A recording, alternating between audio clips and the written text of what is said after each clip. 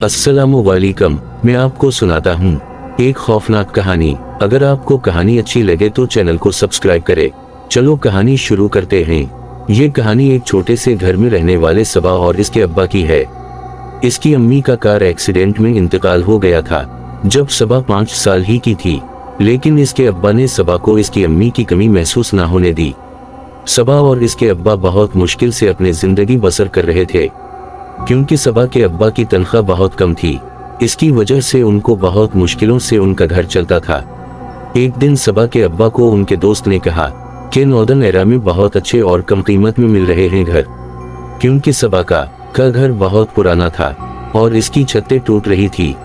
इसलिए सबा और इसके अब्बा ने घर इन्होंने नॉर्दर्न एरा में जाकर देखा तो वहां पर घर अच्छे थे लेकिन पुराने थे। उनको एक घर पसंद आया। वो बहुत सुनसान और बहुत महीनों से बिन पड़ा था, लेकिन सुबह के अब्बा ने इस घर को लेने का इरादा किया क्योंकि इस घर के पैसे दूसरे घरों के मुनासबत कम थे। जब सबा और इसके अब्बा ने इस घर में शिफ्टिंग करना शुरू की, सबा को भारी भारी महसूस हो रहा था, जैसे कोई उसको देख रहा हो। लेकिन सबा ने अपना वहम समझा और सामान रखने लगी। घर का सामान सीट करते करते सबा और इसके अब्बा को रात हो गई और वो अपने कमरे में जाकर लेट गए। सबा को महसूस हुआ कि इसके बेड के नीचे कोई बैठा है। जब सबा ने बेड के नीचे देखा लेकिन वहां कोई ना था। सबा बहुत थक चुकी थी, इसलिए वो सो गई। जब सुबह सबा उठी तो खून से किसी इंसानों के पांव के निशान थे। जब सबा ने अपने अब्बा के कमरे में जाकर देखा तो इसके अब्बा कमरे में सो रहे थे। फिर सबा ने दोबारा अपने कमरे में आकर देखा तो वहां की कोई निशान नहीं थे। तो सबा ने नजरअंदाज किया और अपने अब्बा को उठाने लगी। इसके अब्बा ने उठकर कहा कि रात को गोनगरू की आवाज आ रही थी। तो सबा ने कहा कि मुझे तो कोई आवाज नहीं आ रही थी। आप सबा के अब्बा ने कहा कि छोड़ो और नाश्ते बनाते हैं, और फिर दोनों मिलकर नाश्ता बनाने लगे। उसी तरह ये दिन भी गुजर गया। फिर रात के वक्त दोनों अपने कमरों में सो गए। तो सबा के अब्बा की रात के वक्त आंख खुली तो इन्हें गोनगरू की आवाज आ रही थी।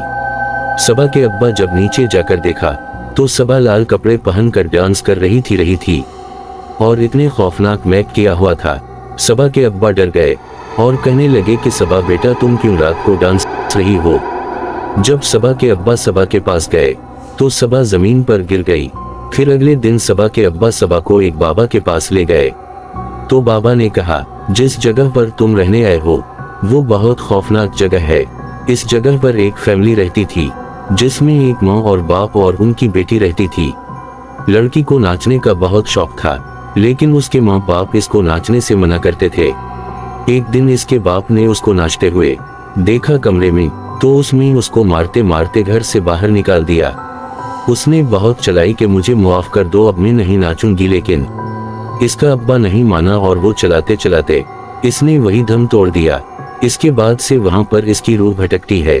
जितनी जल्दी हो सके इस घर से चले जाओ, वरना वो रूह तुम्हें और तुम्हारी बेटी को नहीं छोड़ेगी, क्योंकि जो भी इस घर में आता है वो उसे मार देती है। और फिर सबा के बाप ने सबा को लेकर वहां से चला गया। सबा को अब भी नहीं पता कि इस घर में उसे किया हुआ था, और इसके अब्बा ने भी नहीं बताया कि वहां इसके साथ किया हुआ। अगर आपको कहानी अच्छी लगी तो चैनल को सब्सक्राइब करें और वीडियो को लाइक करें। शुक्रिया।